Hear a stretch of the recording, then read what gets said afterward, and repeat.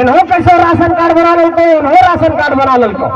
मतलब कि ये लोग जो है दोहरा लाभ लेते हैं और यहाँ की नौकरी में भी आवेदन करते हैं। 4 ठोकाल हजारीबाग में पकड़े तू चपरासी के नौकरी में। ये योगेश भाई कौन तू कि यहाँ के सत्यानंद भोक्ता जी मंत्री जी अपन बेटा के चपरासी बना थी चतरा में, वही ला नियुक्ति हजारीबाग में भी हो रहा है। अरे बिहार के आदमी के चलाकी देख कि आगल तो 4 आदमी बिहार से फर्जी एडमिट कार्ड अपने कलम कॉपी कंप्यूटर से कैसे बना करके और वहाँ इंटरव्यू में पहुंच गए तो कि हम लोग भी चपरासी बनेंगे और वहाँ पर पकड़ा गए तो तो ये सब के फर्जीवाड़ा में भी बहुत हाथ रहो। कोई भी नौकरी है तो कैसे भी बैक डेट से कहीं से भी सर्टिफिकेट बना लेना है, नौकरी कर लेना है, ये सबकी आदत है, ये सबके नेचर में है। इसलिए हम ये कहना चाह रहे हैं आप सबको कि झारखंड में जमीन लूटने के साथ साथ आपकी नौकरी भी लूटी जा रही है। आपके नौकरी को अगर लूट लिया जाएगा, आपके बच्चे अगर टीचर नहीं बन पाएंगे, बीडीओ नहीं बन पाएंगे, सीओ नहीं बन पाएंगे, आपके बच्चे प्रशासनिक पदाधिकारी नहीं बन पाएंगे, तो आप ये बात समझ लीजिए कि हमारे जो हक अधिकार का सवाल है वो अधूरा रह जाएगा। और एक बहुत बड़ी बात ये भी समझने की जरूरत है कि अगर झारखंड में इतना बड़ा आंदोलन हो रहा है 2 साल से, मैं सभी सभाओं में ये बात कहता हूँ, तो इस बात को समझने का जरूरत है कि ये बात राष्ट्रीय स्तर पर क्यों नहीं जा रहा है, राष्ट्रीय मीडिया में क्यों नहीं जा रहा है, और ये देश दुनिया में ये बात क्यों नहीं जा रही है, झारखंड तक क्यों सीमित हो जा रही है। बिहार में कुछ होता है तो लोग वहाँ पर रेल की पटरी को रोक देते हैं, रेल रोक देते हैं पटरियों पर जाकर के। बंगाल में कुछ होता है तो बड़ा आंदोलन हो जाता है, छत्तीसगढ़ में कुछ होता है तो बड़ा आंदोलन होता है और देश की मीडिया कवर करती है। अरे क्या झारखंड के 3.25 करोड़ की ये आबादी जो ये मांग कर रही है कि झारखंड में स्थानीय नीति बननी चाहिए, नियोजन नीति बननी चाहिए, झारखंड के नौकरी में झारखंडियों को प्राथमिकता मिलनी चाहिए, निजी क्षेत्र की नौकरी में यहाँ पर जो 75% आरक्षण की बात कही गई वो यहाँ के झारखंडियों को मिलना चाहिए, जो ओबीसी को बोला गया कि 27% आरक्षण मिलेगा वो मिलना चाहिए। अगर ऐसी हम लोग कुछ मांग कर रहे हैं तो ये मांग क्यों नहीं दिल्ली तक पहुंच पा रही है। और झारखंड के 14 सांसद जो दिल्ली में जाकर के बैठते हैं और 6 राज्यसभा के सांसद जो देश के सबसे बड़े पंचायत के अंदर जाकर के बैठते हैं,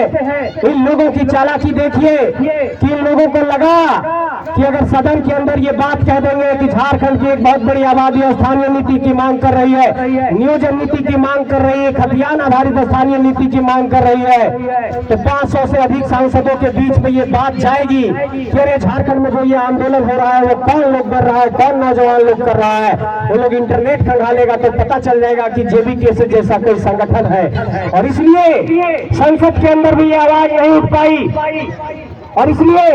देश के जो बड़े मीडिया संस्थान हैं वो भी इस बात को नहीं रखते हैं। अभी जब मैं आया था यहाँ पर सीरू पंचायत में, मैंने ये भी बात कहा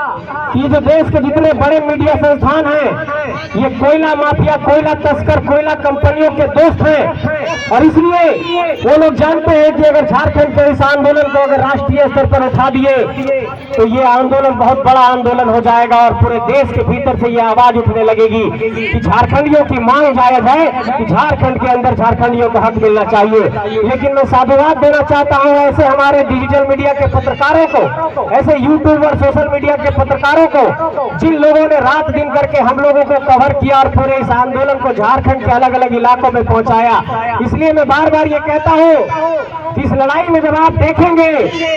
तो खतियानी योद्धा तो निकले ही हैं, खतियानी पत्रकार भी निकले हैं, खतियानी रिसर्चर भी निकले हैं, खतियानी गायक भी निकले हैं, खतियानी कलाकार भी निकले हैं और झारखंडी किसान मजदूर तो सब सड़क पर निकले हुए हैं। उसके बाद ये आंदोलन इतना बड़ा हुआ है और सोच लीजिए कि अगर आने वाले वक्त में इस एकता को बनाए रखे तो इन लोगों को पुकार करके फेंकना कोई मुश्किल काम नहीं होगा, इन लोगों को बहुत आसानी से फेंक सकते हैं।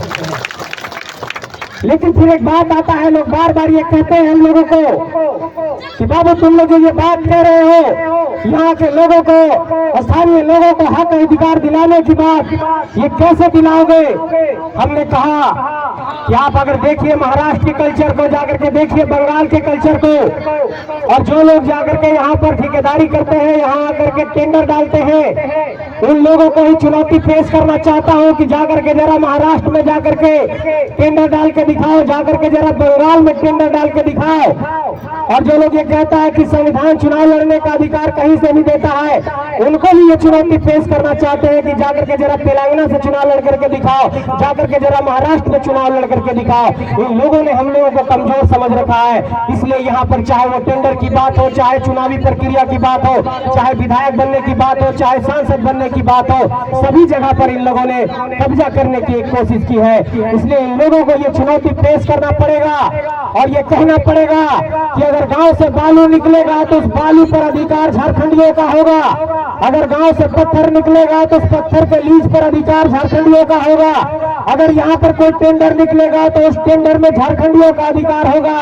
और ये बात डंके की चोट पर कहना चाहते हैं कि अगर हम लोगों को ये सरकार नहीं बात मानती है और आने वाले वक्त में अगर हम लोगों को एक मौका मिलता है तो ये बात डंके की चोट पर कहना चाहता हूँ कि किसी भी एक बाहरी को यहाँ पर टेंडर में भागीदार नहीं बनने देंगे, किसी भी एक को यहाँ पर जमीन में अधिकार नहीं लेने देंगे। और हम लोगों ने इस बात पर भी चिंतन किया है कि आने वाले वक्त में अगर इस तरह का बात कहेंगे तो लोग कहेगा कि बाबू इसको कैसे करोगे। तो हमने कहा कि अगर खतियान आधारित स्थानीय नीति की मांग हम लोग कर रहे हैं और अगर खतियान लागू हो जाएगा नौकरी में तो उसी खतियान को हम लोग टेंडर में भी लागू कर देंगे, उसी खतियान को हम लोग बालू लीज में लागू कर देंगे, उसी खतियान को हम लोग पत्थर लीज में लागू कर देंगे और उसी खतियान को हम लोग खनन के और भी वैसे जो लाभ यहाँ के लोगों को मिलना चाहिए था, जो लोगों को नहीं मिल पा रहा है, उसको उस जगह पर लागू करना होगा। कुल मिलाकर झारखंड के लोगों को एक ये समझ लेना होगा। और ठीक अपने भाषण से पहले जो कमर में हरा गमछा बांधते हैं, मतलब कमर को कसते हैं हमारे नेता टाइगर जयराम महतो, वो कमर में गमछा सिर्फ नहीं बांधते हैं, वो आपको संदेश देते हैं कि झारखंडियों अब कमर कस लो, अब लड़ने की बारी है और इन बुजदिलों को, इन कायरों को परास्त करने के लिए मैदान में निकलना होगा और सभी झारखंडियों को लड़ने के लिए घर से निकलना होगा, तभी झारखंडियों को पूरा अधिकार मिल पाएगा। और अगर आज हम लोग नहीं निकले तो ये बात समझ लीजिए कि 23 सालों के बाद ऐसा एक आंदोलन खड़ा हुआ है। 15 नवंबर 2023 को झारखंड 23 साल का हो गया और इस 23 साल में झारखंड के अंदर स्वतंत्र नेतृत्वकर्ताओं की फौज तैयार नहीं हो पाई। जो हमारे अभी परेश्वर भाई कह रहे थे कि जो नेता बनता ओकरे घर से नेता आपके फैक्ट्री बन जाएगा, ओकरे घर से सांसद के और विधायक के फैक्ट्री बन जाएगा। इस बात पर ध्यान दो पड़ता हो कि यहाँ के जो सांसद हथु ओकरो पिताजी रहतु सांसद, यहाँ के विधायक हथु ओकर पति हथु सांसद।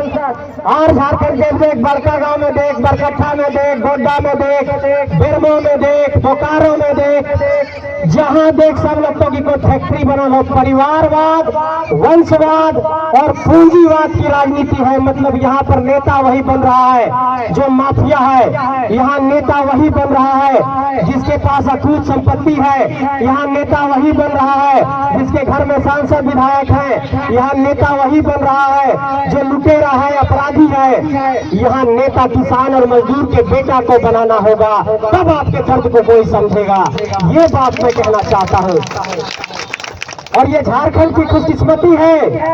कि आज झारखंड के ऐसे ऐसे नौजवान जो आगे पीछे यहाँ जितने लोग बैठे हैं, आप सोचिए कि 3.25 करोड़ की आबादी में झारखंड के कई ऐसे नौजवान हैं जो दिल्ली में यूपीएससी की तैयारी कर रहे थे, जो ये चाहते थे कि आईएएस बनेंगे, आईपीएस बनेंगे, जो लोग ये चाहते थे कि जेपीएससी की परीक्षा लिखेंगे। और जे हम अपन बच्चा के पढ़े भेजो रांची में और सब